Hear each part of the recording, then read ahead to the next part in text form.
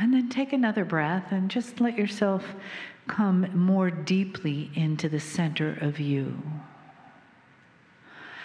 And you don't have to think about what happened this weekend. You don't have to plan to study anything, because your cells already know this. And you're just reminding them. So another deep breath in, and let your heart just feel what it is to have the love of the God inside, the love of the I am, the one source. And feel that moving around that heart area in your chest, and just enjoy that like a caress that's saying, I'm right here. This is where the goddess, the God, the creator lives. And this is where the teacher inside lives. The one with the wisdom that's bubbling up inside of you. The one with the grace that gives you the gifts of this human life. And your spiritual consciousness, the gift of your awareness. And take a breath and have a little moment of thanks to your old soul for bringing you into this time and into this place to receive all that has happened here this weekend. The messages, the aha moments, the community that you've found, the love in the room.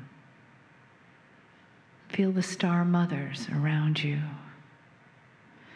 giving you their etheric hug, and the entourage of Kryon as they come together in a divine dance to close this day with a message. Greetings, dear ones. I'm Kryon of Magnetic Service.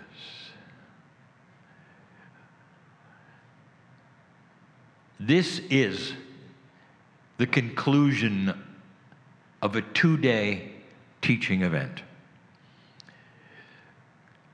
And the channel that is being presented is mainly for those who are here, in the room, who have gone through the teaching and will understand it far better than if you simply tuned in. And so it's specific. And yet, even in that attribute of specificity, there will be those who will learn. I want to talk about the teaching wheel. In December, a few months ago, in 2017, I opened the subject. And the reasoning behind this was more than simply to give you information about what Lemuria might have been like. It was to start exposing to the planet the absolute core teachings from the source. The source, which is what you would call God, a word that you put together, a word that you assigned a gender to. Use any word you wish. It's the central source. It's love. It's compassion.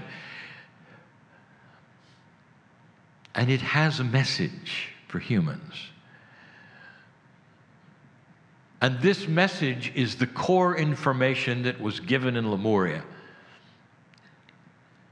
But what we have called those who could give it, the ascended beings, the angelic ones, name them anything you wish to,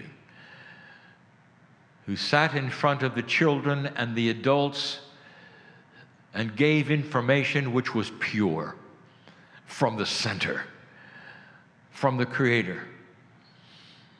Prefaced with this, if you wish, dear ones, this is what you want, because this is from the source. Dear ones, this is what you need to know for this journey that you're about to take on the planet Earth.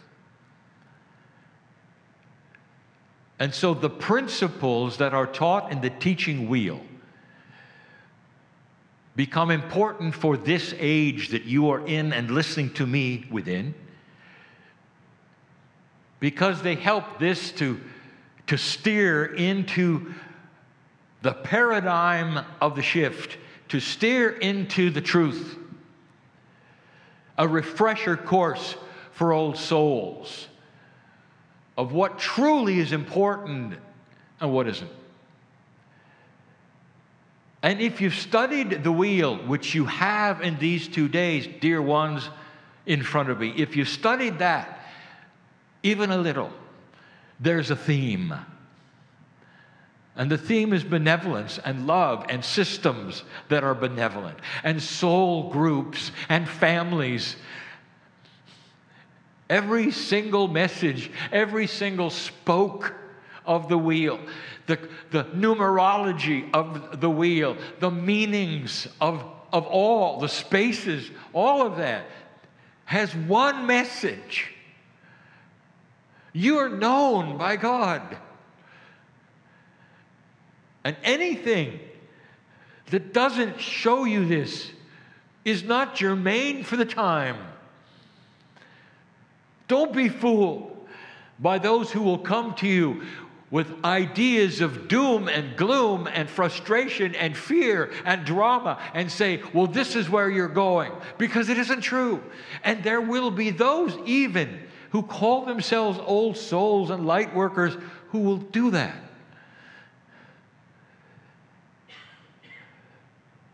And that's habit, dear ones. That's all it is. There'll be no dark purpose that they will do that. It's simply habit. The habit of an old energy. That's what this is for.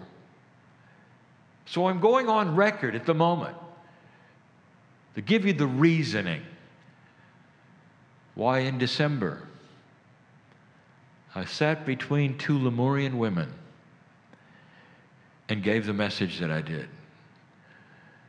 To reacquaint you with the beauty of the central source that you come from. To reacquaint you with the purity of love from which all things have come. And some of you will resound to the information even though it's different than what you think it may be, or that you've learned something that is different. And in that which is your own intuitive power, you can decide if it resounds, if it's correct, and if it makes any difference than the way you think. I'd love to simply continue the story as if I had the Lemurian women sitting next to me now. I don't need to pull on their kosh of those women because I was there. I was there. Although Kryon has never been a human being, that which you call Kryon, that group which you're hearing now, that soul group was here.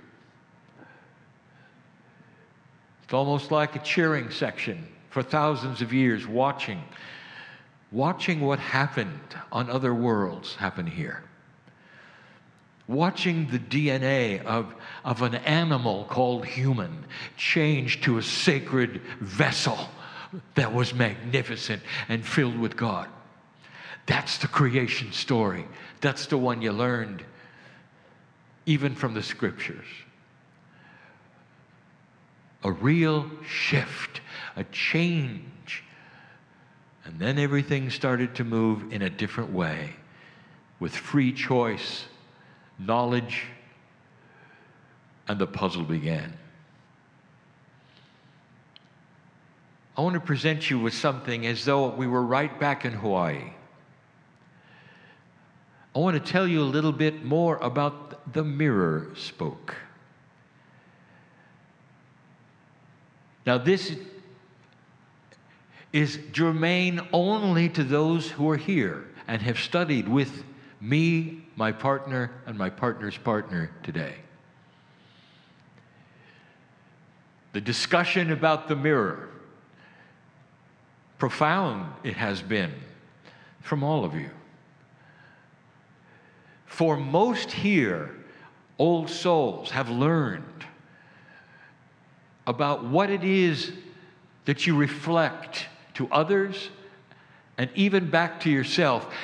And the idea of mirroring God in you is primary. But this concept was completely and totally unknown and new. Core information to the innocents that sat as the children wanting to hear from that beautiful master mother. What is it that God has and wants you to know? And they took it to lengths beyond what you would think they would do. And there was ultra simplicity because it was the beginning of a teaching. For you, elegant, complex to some, and understood. To them, not. Today you open a book and quote from it. Imagine the child who's never read anything. You don't open a book and read anything because you don't have the paradigm of reading. You don't have that paradigm of written language. You don't even have letters. That's how primitive they were, and open and ready and new. For a Pleiadian mother to sit and say, this is what 23 chromosomes means. You're a part of a system of creation, and it's beautiful. And spoke by spoke until you get to the mirror. And when you get to the mirror, you're not all going to understand. Did you notice that one of the attributes called reflections of yourself was in the children's teaching, not the adult teaching?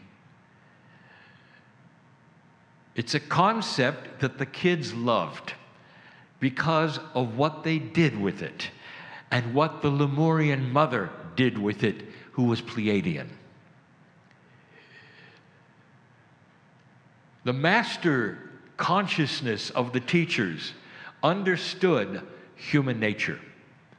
The human nature of the Lemurian, the beginning, understood because they had been there. They had worked with it. They were master teachers. And because of that, they knew what to do for self-teaching. The ahas that the kids would have. So let's start where we left off in Hawaii. Let's talk about Lemuria, and let's talk about the mirror. First of all, there were no mirrors in Lemuria. You know that, don't you? No glass, no metal. And so there was only one way to get a reflection. And of course, that was the water. Lemurians were very clever and very smart in the way they built things, very efficient, very practical, using all of the elements at the disposal, including even pieces of lava. And they had mirrors. A little awkward, perhaps, but here's how they did it. Slightly below ground, imagine an indentation that was also a disc-like indentation that was carefully smoothed. The Lemurians using their hands, working the puzzle to make it level and smooth, this indentation, so when they poured water in it, it would be perfect. And if you did it right, you could stand over the pool, this small pool. And if you did it right, you could see yourself perfectly. There were no ripples because there was no wind, because it was slightly below ground. But you couldn't really see well because they realized that the sky was not lighting them at all. And so all they saw in that self-mirror they had, the one that was water, all they saw was a shadow and the sky. Then they quickly realized that this mirror that they had built works best at night. And so the same fluids used to create the hub that was lit that I told you about was then also used around this mirror of water. And at night, when they then would bend over and look at themselves, they would be illuminated. And they could see themselves clearly for the first time. Awkward it was to bend over this. In fact, you had to be held by your friends. That wasn't all that convenient. And so they built an apparatus. Very close to the ground they did. Think of it as like a little ladder made from the wood of the trees they had that was sturdy, and they could lay prone on it. And it stretched over this water mirror. Naturally, they had to take their hair and pull it back so it would not hang in the way. Each one would climb upon the apparatus. They would inch themselves out over the mirror, fully lit, and they could gaze as long as they wanted to and see their reflection. As you might imagine, there were a lot of these, because this is what you'd want to do. It was unique. You couldn't really do it in the ocean, not really. And the pools by the sea were always filled with currents. But you could do it here because the water was completely and totally still. The wind was not blowing it around. It was a perfect, perfect mirror.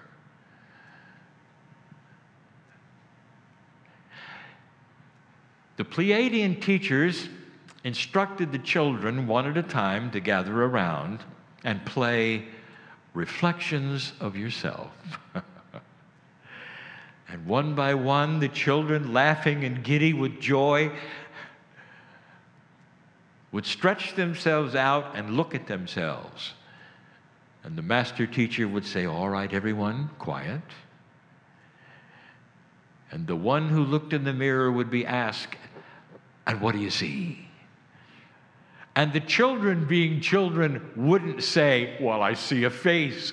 They would make up things. And the child would say, "I see a fish." And the Lemurian teacher would say, "You see a fish? All right, let's talk about the fish." And before the child could say, "Well, I was only pretending," they were a fish. And then the question would be, what's the fish like that you see in the mirror? And they would say, it swims in the sea and it has a family and it's multicolored where we live and it's beautiful. And sometimes the fish is sustenance to the village and keeps us alive. And it's a cycle because the fish have baby fish. And the child would just go on talking about what that fish meant. And then sooner or later, they all got the picture. That no matter what they said they were, stuck, and they had to explain it. And the reflections of yourself became the reflections of nature, of Gaia, of the sky, of beauty, of day, of night, and the stars, and every possible creature that walked there. And the reflections of yourself for the children became the reflections of everything that is. And once they got that idea, they pretended they were things that didn't exist, trying to even trick the Lemurian mothers who expected it. And then would start asking the questions on the imaginary animal that you see. Tell us where it lives, how it works, and what it does. And in the imagination of a child, everything they would make up enhanced the story. For they now were reflections of things that were invisible or perhaps they hadn't seen yet in their creativity. They were part of the universe. They were part of creation. They were part of invisibility. They were multidimensional.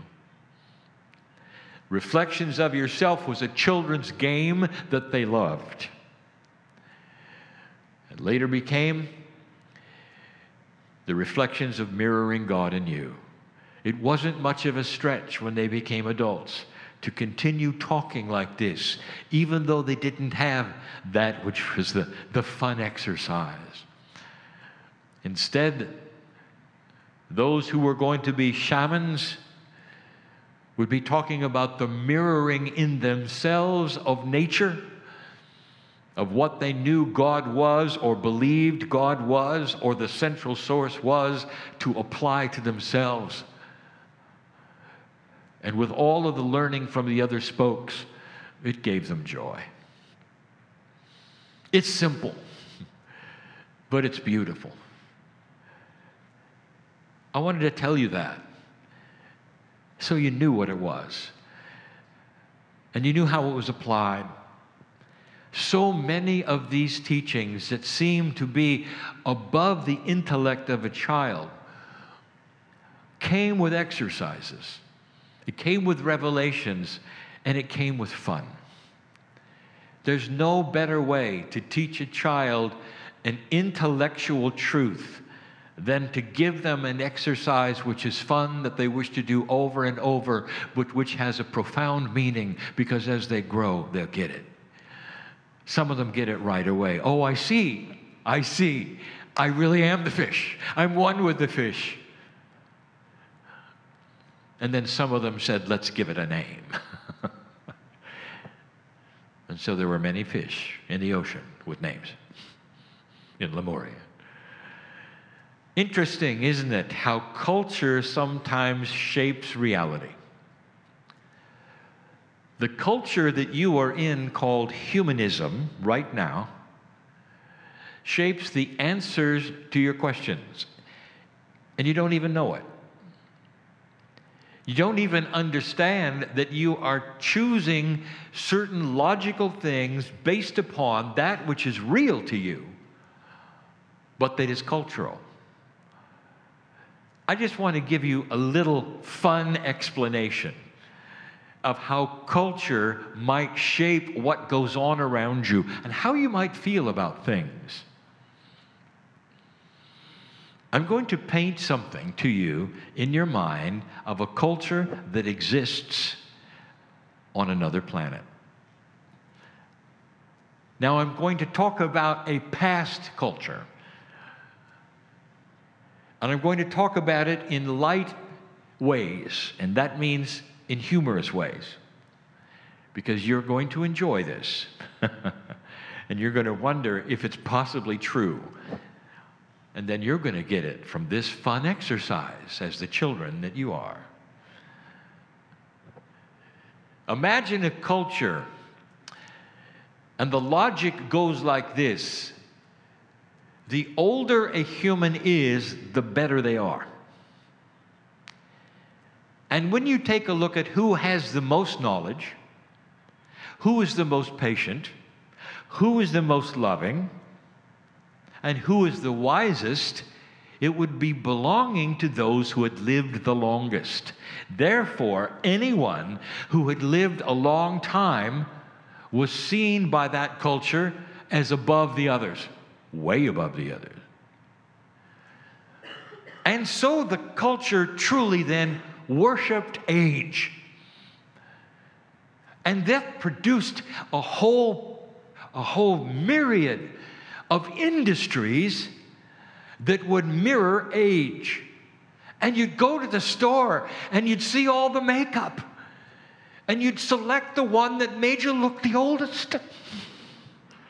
And it was good. And there were some makeups and some lipsticks and some mascaras and all of that, men and women, that really emulated older skin. They loved it. And of course, the ones that did it the best are the ones they purchased. It was marketing. And on their media, you could see it. The ones that looked the oldest won. The ads were special. They had special names.